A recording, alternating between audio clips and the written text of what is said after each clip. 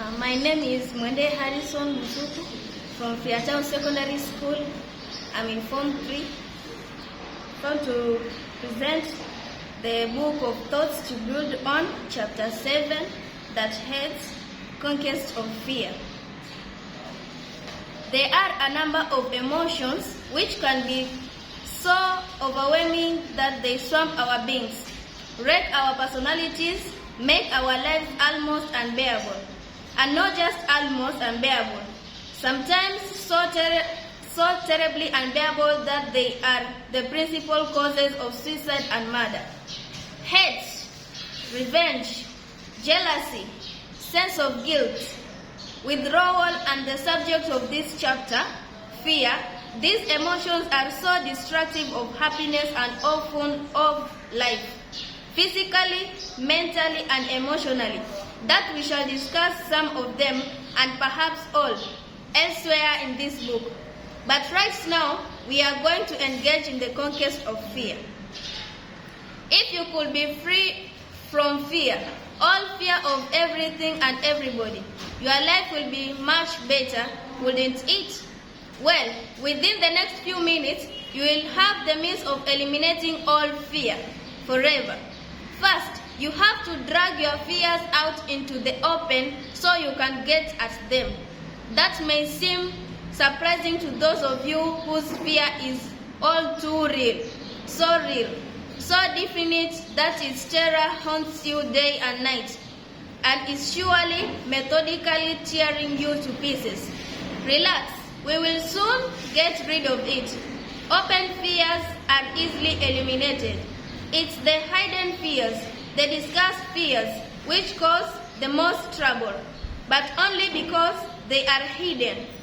So let's go on a fear hunt. Each of us has, as you know, a conscious mind which gives us our awareness of everything around us. That's our conscious reasoning and is subject to our personal direction and will. Also, as you know, each of us has a subconscious mind. As you know, each of us has a subconscious mind which functions at a much deeper level and which not only operates our bodily activities, our heartbeat, breathing, and all the rest of our complicated bodily mechanism, but also because it is part of the all-powerful universal mind which runs the whole universe, actually brings into reality our self-image. Of course, the foregoing descriptions of our conscious and subconscious mind are greatly oversimplified. I just want to identify them because it is in our unconscious minds that we are going to conduct our fear hunt. If our fears were in our conscious minds, and some of them are, we will have no trouble recognizing them and, as described later, eliminating them. But when our fears have been implanted into our mysterious subconscious minds, they are either deeply hidden or strangely disguised. We therefore have to dig them out, rip away their disguises, and get them into our conscious minds where we can easily dispose of them. Often, you can find these hidden fears yourself now that you are aware that they are likely to be hidden or disguised in your subconscious mind. It is for the function of this book to get into the details, but merely to point out the necessity of a fear hunt for hidden and disguised fears and to start you on your way. Some of the symptoms of hidden and disguised fears are: number 1, withdrawal from normal activities. Number 2, unexplained feelings of anxiety. Number 3, unexplained tension. Number 4, psychosomatic illness. An illness real enough which has no physical cause, but usually is a form of withdrawal and accounts for over half of the patients of all doctors and in all hospitals. The list could go on and on, but any of the foregoing or similar symptoms probably indicates you have a hidden or disguised fear lurking in the depths of your subconscious mind. On your fear hunt, ignore the symptoms which disgust your fear and try to trace the cause to the real fear itself.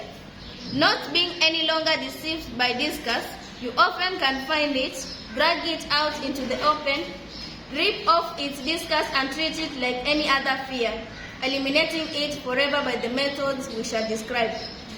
If you personally can't find your hidden or discussed fear, by all means get professional help from a psychologist or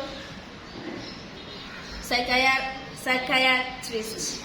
In any event, the important thing is to know what fear you are dealing with, then eliminate it by one, several, or all of the following methods. Method number 1, deliberately and hesitatingly do the thing you fear. Impress on yourself that you are doing the thing you fear, voluntarily, deliberately, without hesitation, not timidly but boldly. You probably still will experience the feeling of fear at first.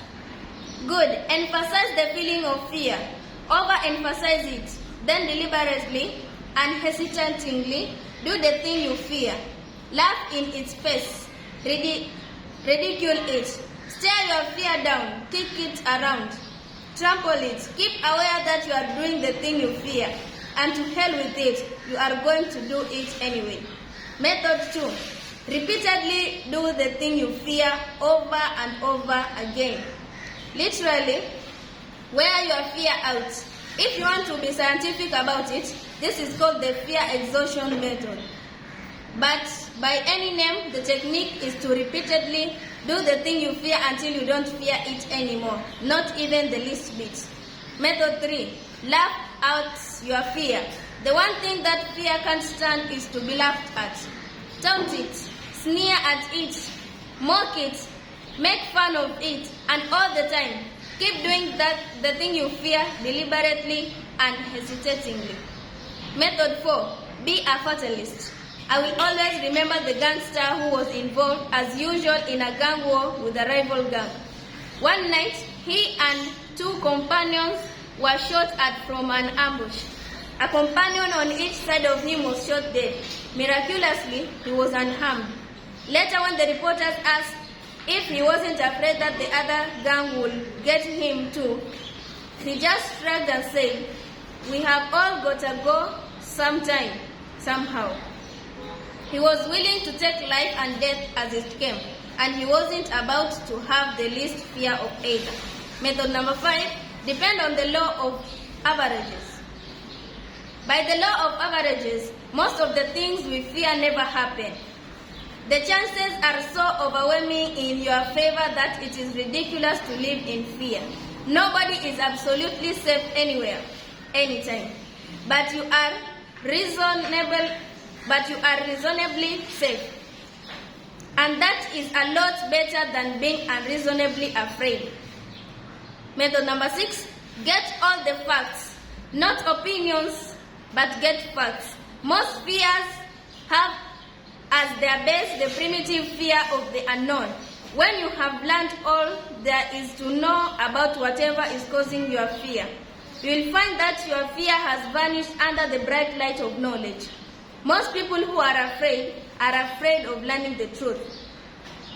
They are afraid they will find out for sure that they have a serious disease or that their husband is having an affair with another woman, or that they may lose their job. Then, right then, is the time to apply the method of know the thing you fear. Get the truth, the whole truth that you are afraid of.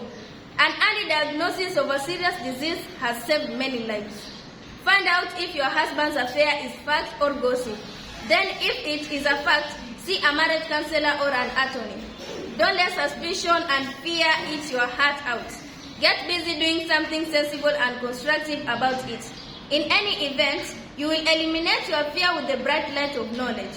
If you are afraid you are going to lose your job, find out the fact from the man who knows your boss.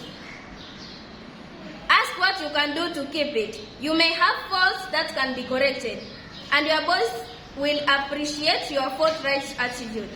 If losing your job is inevitable, the sooner you find out about it, the earlier head start you will have in looking for a better job. Remember these sure cures of fear. A. Getting all the facts, and B. Taking immediate positive action. Way number 7. Make yourself fear-proof. You can block fear out of your life by establishing in your mind and emotional system a positive, overwhelming response to any negative fear you may anticipate. In that way, you make yourself fear-proof. For example, I grew up in a neighborhood where, as a timid boy, I was constantly picked by bigger, tougher boys. This implanted in my conscious and subconscious mind as I grew up the fear that others could bully me, push me around, and if I timidly resisted, beat me up. So I made myself fear-proof by learning boxing and later judo, super judo, karate, aikido, savate, yawara, and deadly kung fu. That's just about as protected as any human can get. Even after retirement, I kept in condition by exercise every day using calisthenics, dynamic tension, isometric contraction, and weightlifting. This not only is good for my physical condition, but it is even better for my mental and emotional condition. I have, in the field of self-defense, made myself fear-proof, which not only has given me physical confidence, but is rewarding mentally and emotionally.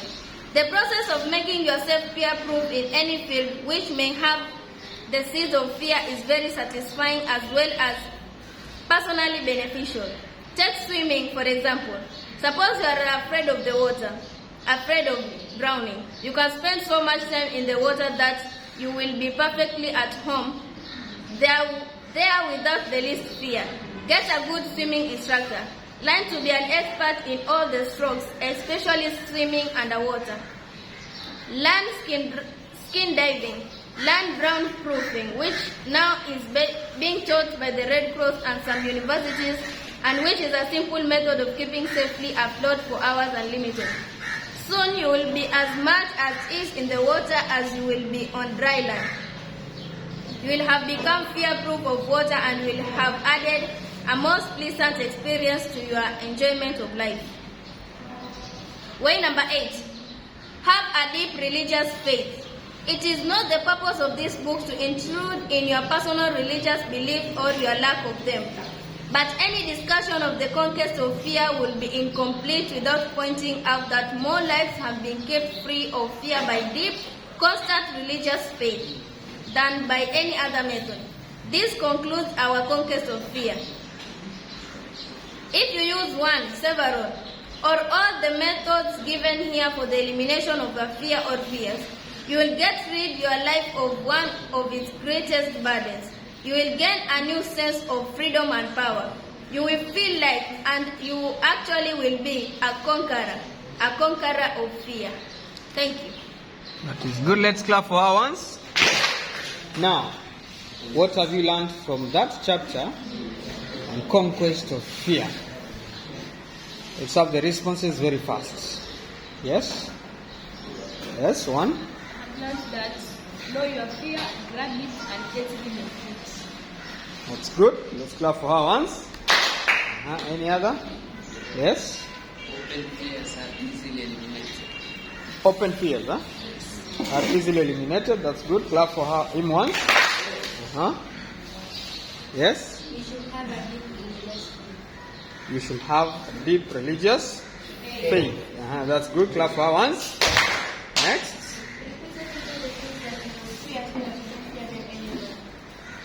Repeat again.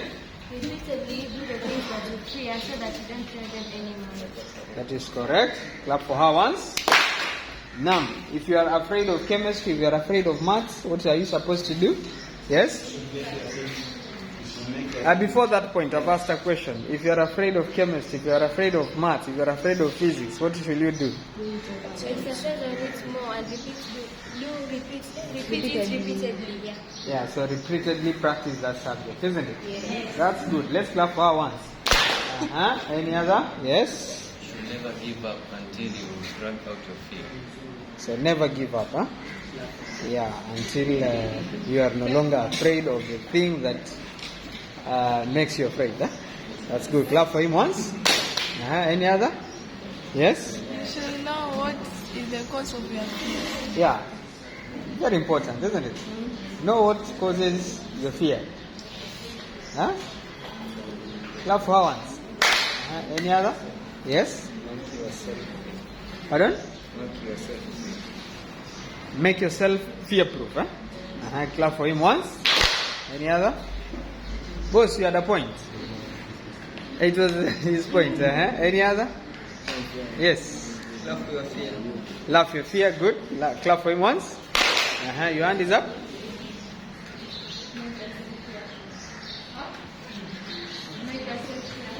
Make yourself fear-proof. Clap for her once.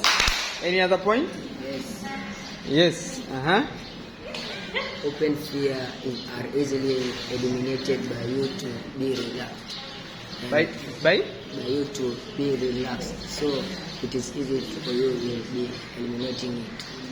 so you eliminate them when you are relaxed. Huh? Yes. Clap for him once. Any other? So let's get the last point from Harrison Mwende, then we go to the next activity. Yes, Harrison? Sorry? If you're able to eliminate your fear, you become a conqueror of fear. So if you're able to eliminate your fear, you become a conqueror of your fear. That is good. So clap for all yourself once. That is good. Let's go to the next activity.